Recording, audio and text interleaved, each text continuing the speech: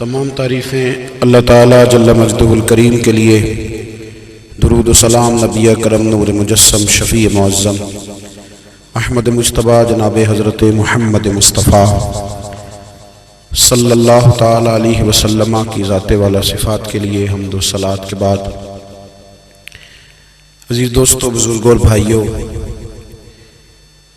انسان کھائے پیے سوئے جاگے تو اس کے جسم کی ضروریات پوری ہوتی ہیں، لیکن جب وہ اللہ کا ذکر کرتا ہے، نماز پڑھتا ہے، دعا مانگتا ہے، استغفار پڑھتا ہے، درود و سلام کے گجرے پیش کرتا ہے، تو پھر اس کی روحانی ضروریات پوری ہوتی ہیں۔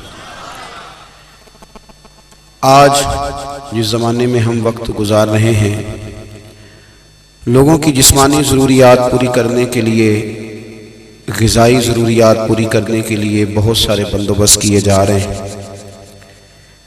لیکن جتنا لوگ اپنی ظاہری ضروریات میں خود کفیل ہوتے جا رہے ہیں، اتنا ہی زیادہ وہ روحانی طور پر کمزور ہوتے جا رہے ہیں۔ گھنٹوں بیٹھ کر گپ شپ کرنے والے لوگوں کے لیے تھوڑی دیر بھی ذکر الہی کرنا مشکل ہو جاتا ہے۔ لمبی چوڑی باتیں کرنے والے، لمبے چوڑے دلائل دینے والے لوگ اور سمجھدار لوگ اور سیانے لوگ عبادت کے معاملے میں سستی کرتے ہیں، عمل کے مسئلے میں کمزور ہو جاتے ہیں۔ تسبیحات کرنا، وظائف پڑھنا، درود و سلام پڑھنا، کم بولنا، سچی بات کرنا، صبر سے رہنا، شکر کو اپنانا، قناعت اختیار کرنا، حسد، بغض، عداوت سے بچنا، یہ لوگوں کے لیے مشکل ہو جاتا ہے۔ پھر اس کا نقصان یہ ہے کہ معاشرہ ایک عجیب سی بے سکونی اور بے قراری کا شکار ہے۔ جیب میں بہت زیادہ پیسے رکھنے والا، خوش شکل نظر آنے والا، پیٹ بھر کے روٹی کھانے والا شخص بھی ڈھونڈتا پھرتا ہے کہ آخر میں پریشان ہوں کیوں۔ آپ انسانیت کی تاریخ پڑھیں گے تو آپ کو معلوم ہوگا کہ انسان نے کبھی پتھر کی پوجا کی، کبھی معاذ اللہ چاند سورج کی، درختوں کی، بتوں کی پوجا کی۔ معاذ اللہ یہ غلط ڈائریکشن پہ تو چڑھ گیا، لیکن ایسا نہیں ہے کہ کوئی بندہ دنیا میں آیا ہو اور کسی کی اس نے عبادت نہ کی ہو۔ اس لیے کہ اللہ تبارک و تعالیٰ نے جس طرح ہمارے جسم میں کھانے کی طلب رکھی ہے، پینے کی طلب رکھی ہے، سونے کی طلب رکھی ہے، اسی طرح اللہ تعالیٰ نے عبادت کے لیے طلب رکھی ہے جسم میں۔ یہ تو ہوا کہ انسان گمراہ ہو گیا، غلط رستوں پہ چل نکلا، اس نے جھوٹے معبودوں کی طرف معاذ اللہ توجہ کر لی، لیکن وہ کسی نہ کسی کے سامنے جھکتا رہا، چونکہ اس کے وجود میں طلب تھی، شوق تھا اسے کہ وہ عبادت کرے۔ اللہ تبارک و تعالیٰ جب مسلمان کو توفیق دے اور اللہ کی بارگاہ کی جانب وہ رجوع کرے، تو پھر اس کا رویہ یہ ہونا چاہیے کہ اس کی توجہ ہو اللہ کی جانب۔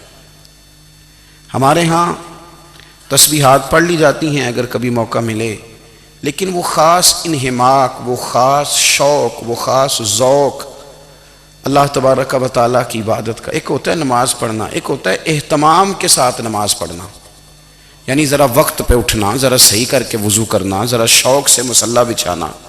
ایک ہوتا ہے تسبیح پڑھ لینا، اور ایک ہوتا ہے ذرا تھوڑا سا شوق کے ساتھ اللہ کو یاد کرنا۔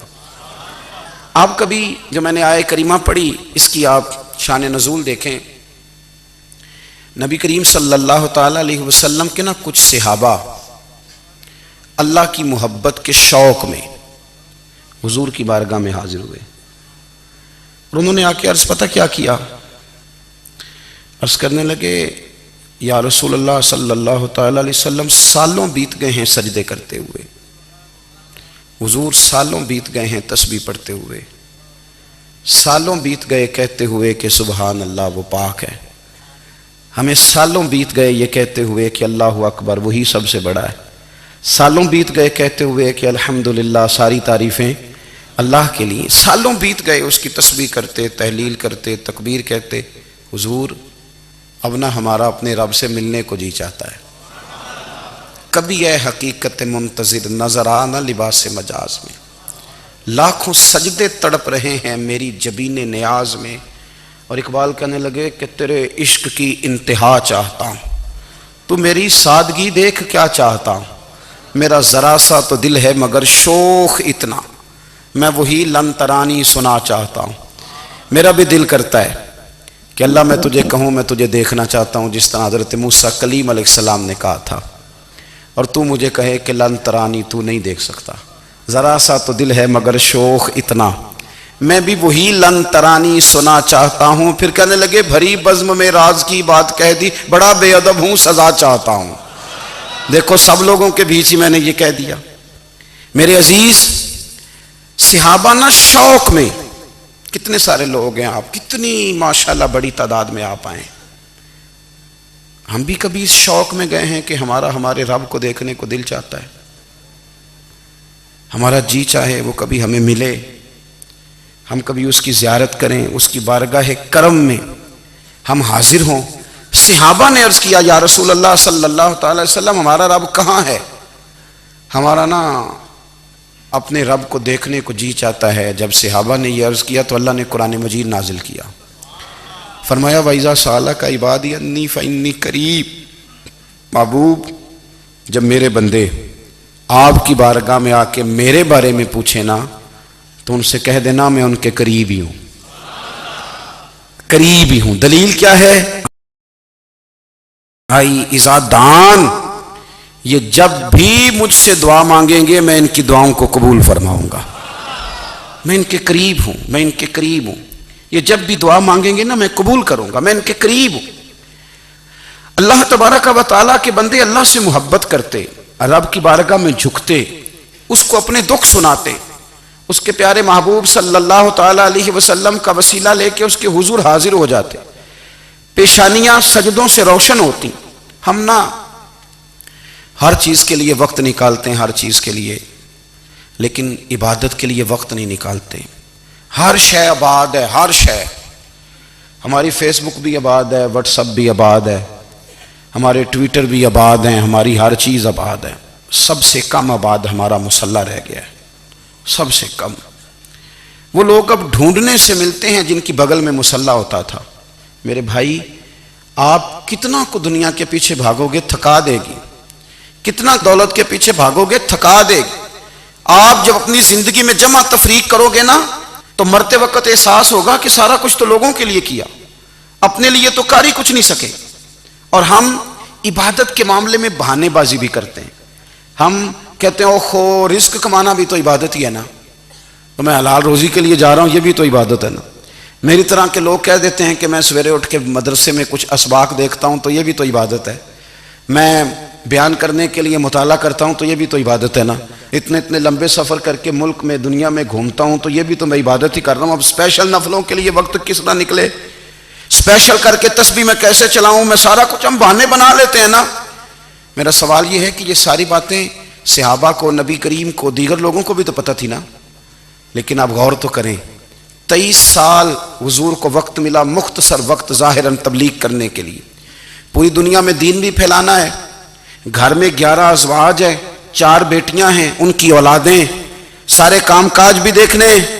لیکن سیدہ طیبہ طاہرہ حضرت عائشہ صدیقہ رضی اللہ تعالیٰ عنہ فرماتی ہیں سارا دن تبلیغ کرتے، ہر غلام کے دکھ سنتے، گھر میں آتے تو اپنے گھر والوں کا خیال کرتے، کام میں ہمارا ہاتھ بٹاتے۔ قربان جاؤں، کہتی ہیں زمانہ سارا سو جاتا لیکن آمنہ کے لال مصلی بچھا لیتے۔ دنیا سو گئی، ساری سب سو گئے، جو خدام تھے، وہ جو غلام تھے وہ سو گئے۔ صحیح مسلم نے لفظ ملیں گے، سیدہ پاک فرماتی ہیں او میرے نبی کے غلاموں، میں نے یہ رنگ بھی دیکھا ہے کہ حضور نے اتنا کھڑے رہے، اتنا قیام کیا، اتنا قیام کیا کہ مقدس پیروں میں ورم آ گئے، سوج گئے پیر، اتنے بڑے۔ دل پہ ہاتھ رکھ کے نہیں بتا سکتا کہ میرے کبھی نماز میں پیر سوج گئے ہوں، کوئی نہیں بتا سکتا۔ بچوں کی روٹی کماتے تھک گئے بات الگ ہے، ہم سیر کرنے گئے تو تھک گئے بات الگ ہے، لیکن عبادت میں یہ بھی تو مسلم شریف ہے نا، یہ بھی تو دین ہے نا، یہ بھی تو حضور کی سنت ہے، یہ بھی تو وہ چیز ہے جو کریم کی آنکھوں کی ٹھنڈک ہے۔ سیدہ فرماتی ہیں پیروں میں ورم آ گئے اور ساری رات ہی حضور نے نماز پڑھی اور ایک ہی آیت بار بار دہرائی۔ مسجد نبوی میں بلال حبشی نے فجر کی اذان دے دی اور حضور ابھی مصلی پہ تھے، کریم فارغ ہوئے۔ میں نے عرض کی یا رسول اللہ صلی اللہ علیہ وسلم، آپ کے تو صدقے اللہ اگلے پچھلوں کے گناہ معاف کرے گا، تو آپ اتنی آہوزاری کیوں فرماتے ہیں؟ آپ تو شفیع ہیں، آپ تو انبیاء کے امام ہیں۔ تو حضور نے فرمایا عائشہ تم نے گنوایا ہے نا میرے اللہ کی مجھ پر کتنی رحمت ہے، افلا اکونا عبدا شکورا، فرمایا اگر اس نے اتنی نعمتیں دی ہیں تو کیا میں اس کا شکر گزار بندہ نہ بنوں؟ میں شکر گزار بندہ نہ بنوں اس کا؟ پھر اگر اتنی نعمتیں اس نے دی ہیں، مجھے اتنا نوازا ہے، تو پھر میں اس کے سامنے سجدے نہ کروں؟ او میرے بھائی، بڑے قابل فخر لوگ ہیں ہم کہ ہم نبی پاک کے غلام ہیں، ہم قابل فخر ہیں کہ نبی کریم کے غلام ہیں۔ کیا کبھی اس غلامی کے شکرانے میں بھی 2 نفل پڑھے کہ یا اللہ تیرا شکر ہے تو نے ہمیں حضور کا غلام بنایا ہے؟ یاد رکھیں کہ اپنی روحانی زندگی کو آباد کریں، استغفار پڑھیں، تسبیحات کریں۔ حضرت عبداللہ ابن عمر رضی اللہ تعالیٰ عنہ حضرت عمر کے صاحبزادے ہیں، مکہ مکرمہ میں ان کی قبر ہے۔ میں نے جب انہیں پڑھا تو مجھے ان سے بڑا پیار ہو گیا، لیکن آپ کو پتہ ہے وہاں جا کے کسی شخص کا مزار تلاش کرنا یا پوچھنا ایک مشکل کام ہوتا ہے۔ تو ایک دفعہ میں مکہ شریف میں حاضر تھا، تو ایک گاڑی والا ڈرائیور مجھے کہنے لگا کہ مولانا میں آپ کو جانتا ہوں، مجھے آپ سے محبت ہے، ایک بات بتاؤں آپ کو؟ میں نے کہا بتاؤ۔ کہنے لگے حضرت عبداللہ ابن عمر کی قبر دیکھنی ہے؟ میں نے کہا یہ تو نہیں کہہ رہا، یہ کسی نے بندوبست کرایا ہے، یہ اللہ نے تیرے دل میں بات ڈالی ہے، یہ ہو گیا تو لے چل مجھے۔ حضرت عبداللہ ابن عمر کو نبی پاک نے فرمایا تھا راجل صالح، یہ نیک بندہ ہے، یہ متقی آدمی۔ حضرت عبداللہ ابن عمر رضی اللہ تعالیٰ عنہ سیدنا فاروق اعظم رضی اللہ تعالیٰ عنہ کے صاحبزادے ہیں، اور ان کی ہمشیرہ سیدہ حفصہ رضی اللہ تعالیٰ عنہ حضور کی زوجہ محترمہ ہیں۔ ایک دن اپنی ہمشیرہ سے کہنے لگے کہ نبی کریم صلی اللہ تعالیٰ علیہ وسلم گھر میں آئے نا، اور اگر حضور غم امت میں پریشان نہ ہوں، طبیعت کو حشاش بشاش دیکھو، تو ذرا پوچھنا تو صحیح حضور کا میرے بارے میں کیا خیال ہے، پوچھنا تو صحیح کہ کریم کی بارگاہ میں میرا کیا مقام ہے، میرے بارے میں حضور کیا فرماتے ہیں۔ اب بہن کو کام بتائے اور بتائے بھی بھائی، اور پھر بہن وہ کام نہ کرے، یہ تاریخ میں ہوتا نہیں۔ حضرت عمر فاروق رضی اللہ تعالیٰ عنہ کی صاحبزادی ام المومنین رضی اللہ تعالیٰ عنہ فرماتی ہیں کہ میں تو بس منتظر تھی، انہوں نے تو کہا تھا نا کہ اگر تم حشاش بشاش دیکھو تو بات کرنا، لیکن حضور تشریف لائے، میری باری تھی، میرے گھر تشریف لائے، کھانا پیش کیا تو فوراً میں نے عرض کی حضور ایک بات پوچھنی تھی۔ تو حضور نے فرمایا پوچھئے۔ میں نے عرض کی حضور میرے بھائی عبداللہ ابن عمر کے بارے میں آپ کا کیا خیال ہے؟ نوجوانوں میری بات پہ غور کرنا، میرے بھائی کے بارے میں آپ کا کیا خیال ہے؟ تو نبی کریم صلی اللہ تعالیٰ علیہ وآلہ وسلم نے میری طرف دیکھا اور پھر حضور زیر لب تھوڑا مسکرائے، اور بریلی کے امام کہتے ہیں کہ حضور مسکرا دیتے تھے نا تو جو بڑا دکھی ہوتا تھا وہ بھی ہنس پڑتا تھا۔ اب سوال پیدا ہوتا تھا کہ پھر تو اس مسکراہٹ کے لیے انتظار کرنا پڑتا ہوگا کئی مہینے کہ حضور مسکرائیں تو رونے والے ہنسیں، تو اعلیٰ حضرت فرماتے نہیں، انتظار نہیں کرنا پڑتا، یہ مسکراتے رہنا تو حضور کی عادت ہے۔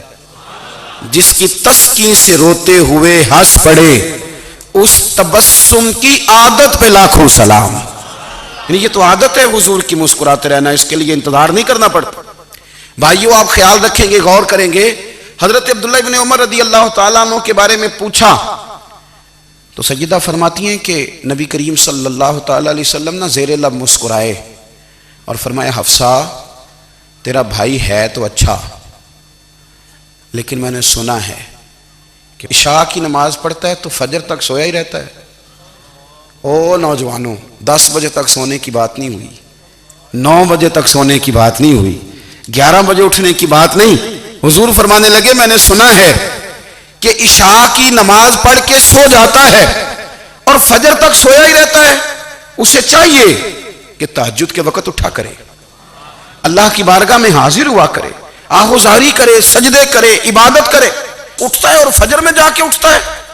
حضرت جناب حفصہ رضی اللہ تعالیٰ عنہ کہتی ہے میں نے جناب عبداللہ ابن عمر کو پیغام دیا اور میں نے کہا میرے جوان بھائی سن، نبی پاک نے فرمایا ہے تو اچھا